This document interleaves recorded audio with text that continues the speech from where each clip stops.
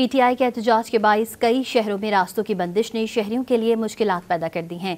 शहरी कहते हैं कि आए रोज की बंदिशों से मामूलात ज़िंदगी बुरी तरह मुतासिर हो रहे हैं।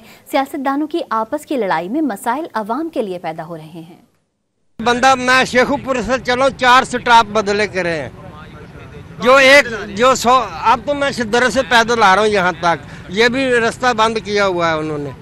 इतनी मुश्किल, इतनी परेशानी, हर देख रहे हो आप, अवाम पैदल आ रही है, औरतें पैदल आ रही हैं, छोटे छोटे बच्चे कंधों पे उठाए हुए हैं। ज़्यादा मुश्किल है, इधर गुजरने से रास्ता नहीं मिल रहा। हमने गुजरात जाना है और काम पर जाना, 8 दिन हो गया घर में बैठे हुए थे। अभी काम पर जाना था, 2-3 दिन हो गए इधर लाहौर में ठहरे हुए हैं, रास्ता ही नहीं मिल रहा जाने का। अभी भी ठोकर से पैदल आ रहे हैं। के हलाल कमाते हैं, जाके दिहाड़ी कमाते हैं ना, उनके लिए बहुत मुश्किल हो गया।